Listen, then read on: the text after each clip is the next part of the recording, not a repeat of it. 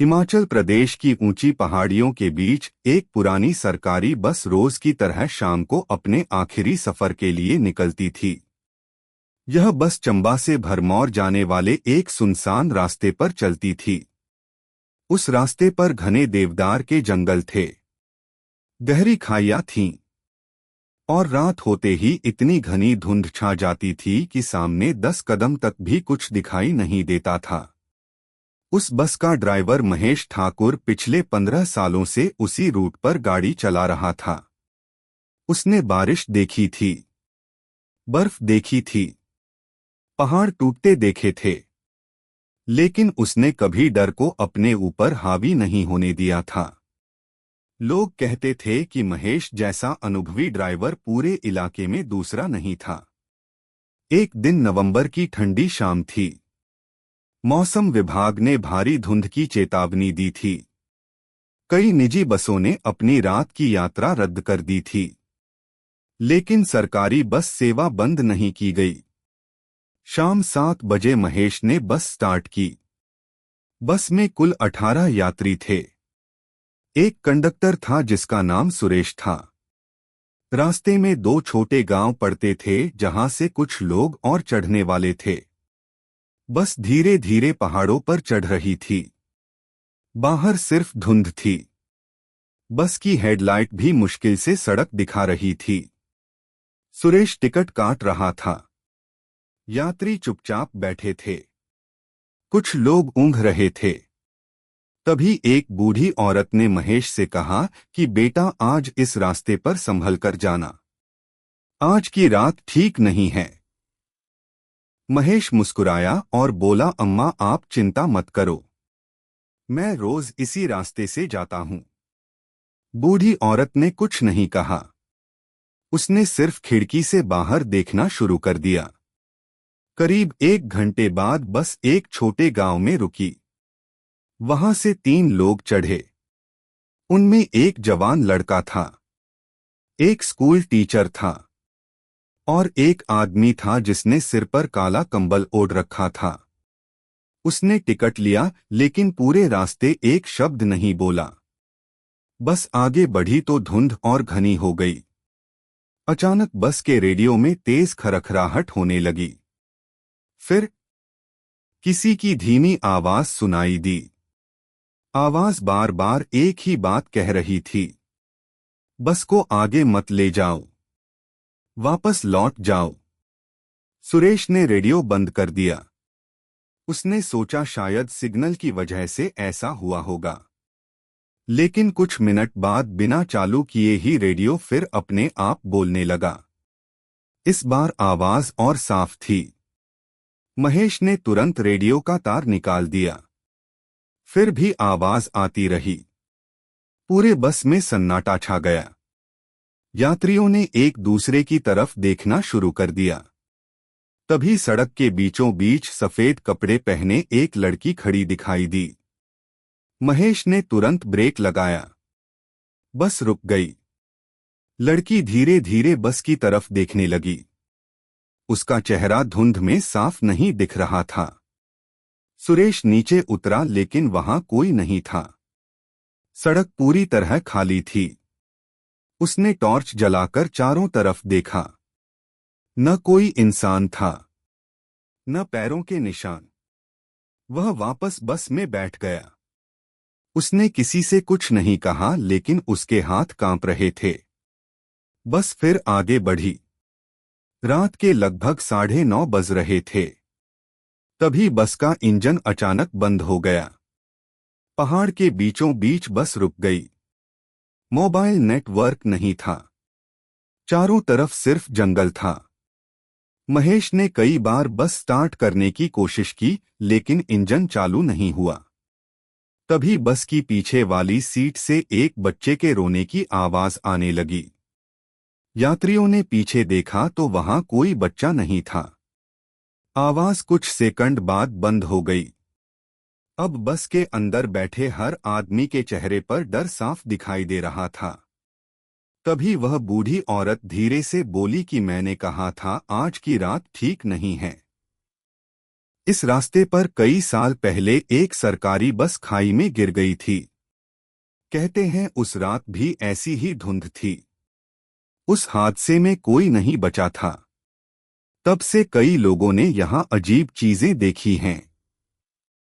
उसकी बात सुनकर बस में बैठे लोग और ज्यादा घबरा गए। महेश ने खुद को संभाला और इंजन फिर चालू करने की कोशिश की। इस बार इंजन तुरंत स्टार्ट हो गया। सबने राहत की सांस ली। बस फिर चलने लगी। लेकिन कुछ दूर जाने के बाद महेश ने शीशे में देखा कि बस की आखिरी सीट पर एक आदमी बैठा था। उसने सफेद टोपी पहन रखी थी। महेश ने सोचा शायद पहले से बैठा होगा। लेकिन सुरेश ने टिकटों की गिनती की तो यात्रियों की संख्या 19 हो गई थी, जबकि बस में चढ़े सिर्फ 18 लोग थे। उसने पूरे बस में घूमकर टिकट जांचे। हर यात्री के पास टिकट था, लेकिन आखिरी सीट वाला आदमी गायब था। वहां सिर्फ एक पुराना गीला कंबल पड़ा था। बस में बैठी एक महिला रोने लगी। उसने कहा उसने अभी कुछ देर पहले उसी आदमी को अपनी सीट के पास खड़े देखा था, लेकिन अब वह कहीं नहीं था। महेश ने बस नहीं रोकी। उसने तय किया कि किसी तरह अगला पुलिस चौकी तक पहुंचना है। धुंध इतनी घनी हो चुकी थी कि सड़क का किनारा भी नहीं दिख रहा था। तभी बस के सामने अचानक दूसरी सरकारी बस दिखाई दी। वह बिल्कुल सड़क के बीच खड़ी थी। उसकी हेडलाइट जल रही थी, लेकिन उसमें कोई ड्राइवर नहीं था। महेश ने हॉर्न बजाया। कोई जवाब नहीं मिला। उसने धीरे से बस को रोक दिया। जैसे ही वह नीचे उतरा, धुंध का एक तेज झोंका आया और सामने खड़ी बस गायब हो गई। वहां सिर्फ खाली सड़क थी। महेश डर गया। उसने तुरंत अपनी बस आगे बढ़ा दी। लेकिन कुछ मिनट बाद उसे महसूस हुआ कि बस अब उसी मोड़ से तीसरी बार गुजर रही है।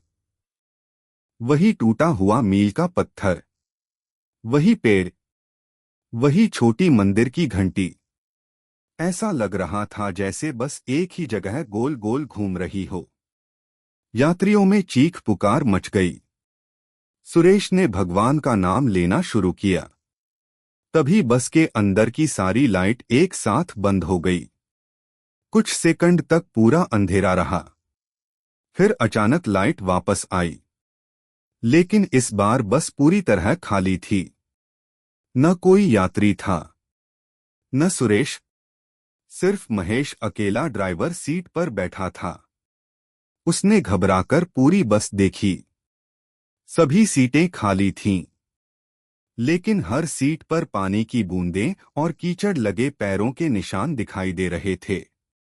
उसी समय उसके कान के पास किसी ने बहुत धीमी आवाज में कहा, हमें वहीं छोड़ दो जहां हम गिरे थे।